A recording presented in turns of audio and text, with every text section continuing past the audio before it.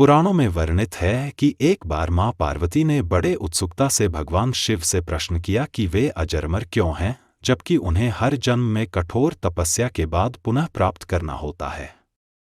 मां पार्वती ने पूछा कि जब अंततः उन्हें शिवजी को प्राप्त करना ही है, तो इतनी कठोर तपस्या की आवश्यकता क्यों है? और आपके गले में पड़ी परमुंड माला तथा अमरता का रहस्य क्या है? भगवान शिव ने पहले तो इस गूढ़ रहस्य को बताना उचित नहीं समझा, लेकिन मां पार्वती के आग्रह और हठ के आगे उनकी एक न चली।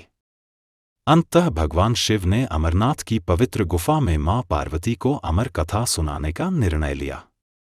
उन्होंने मां पार्वती से कहा कि यह कथा किसी एकांत और गुप्त स्थान पर ही सुनी जा सकती है, ताकि इसे कोई अन्य जीव, व्यक्ति या पशु पक्षी न सुन सके, क्योंकि जो भी इस कथा को सुन लेता वह अमर हो जाता है। भगवान शिव मां पार्वती को लेकर किसी गुप्त स्थान की ओर चल पड़े। सबसे पहले उन्होंने अपनी सवारी नंदी को पहलगाम में छोड़ा। इसके बाद चंदनवाड़ी में अपनी जटाओं में धारण किए चंद्रमा को अलग कर दिया और पंचतरणी में गंगा को प्रवाहित कर दिया। कंठाभूषण सर्पों को उन्होंने शेषनाग पर छोड़ दिया, जिससे इस स्थान का नाम शेषनाग पड़ा।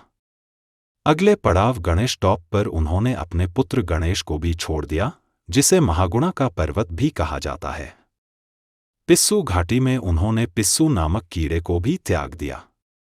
इस प्रकार महादेव ने अपने जीवनदायिनी पांचों तत्वों को अपने से अलग कर दिया। इसके बाद शिवजी और मां पार्वती गुप्त गुफा में प्रवेश कर गए।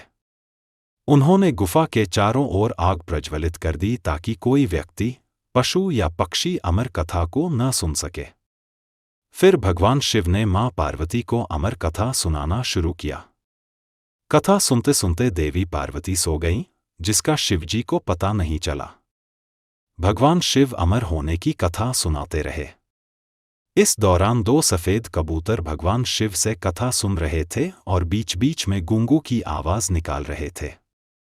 शिवजी को लगा कि मां पार्वती कथा सुन रही हैं और हुंकार भर रही हैं। इस तरह दोनों कबूतरों ने पूरी अमर कथा सुन ली। कथा समाप्त होने पर भगवान शिव ने देखा कि मां पार्वती सो रही थी। उन्होंने सोचा कि अगर पार्वती सो रही हैं, तो यह कथा सुन कौन रहा था? तब उनकी दृष्टि उन कबूतरों पर पड़ी। शिवजी क्रोधित हो गए और उन्हें मारने के लिए तत्पर हुए। इस पर कबूतरों ने शिवजी से कहा कि उन्होंने अमर होने की कथा सुनी है और यदि वे उन्हें मार देंगे तो यह कथा झूठी हो जाएगी। इस पर शिवजी ने उन्हें जीवित छोड़ दिया और आशीर्वाद दिया कि वे सदैव इस स्थान पर शिव और पार्वती के प्रतीक चिन्ह के रूप में निवास करेंगे। इस प्रकार यह कबूतरों का जोड़ा अजरमर हो गया। कहा जाता है कि आज भी इन दोनों कबूतरों का दर्शन भक्तों को यहाँ प्राप्त होता है। इस प्रकार से यह गुफा अमर कथा की साक्षी हो गई और इसका नाम अमरनाथ गुफा पड़ा। यहाँ भगवान शंकर बर्फ से निर्मित शिवलिंग के रूप में विराजमान हैं। पवित्र गुफा में मां पार्वती और गणेश के भी अलग अलग बर्फ से निर्मित प्रतिरूपों के दर्शन किए जा सकते हैं। अमरनाथ गुफा की खोज। पुराणों में इस गुफा की खोज के बारे में एक कथा प्रचलित है। एक बार एक गडरिये को एक साधु मिला, जिसने उसे कोयले से भरी एक बोरी दी। गडरिया अपने घर पहुंचा और जब उसने बोरी खोली तो वह आश्चर्यचकित रह गया, क्योंकि कोयले की जगह सोने के सिक्के थे।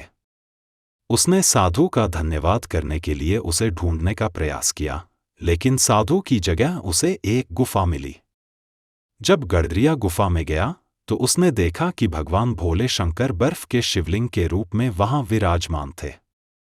उसने वापस आकर यह कहानी सभी को बताई और इस प्रकार अमरनाथ गुफा की खोज हुई।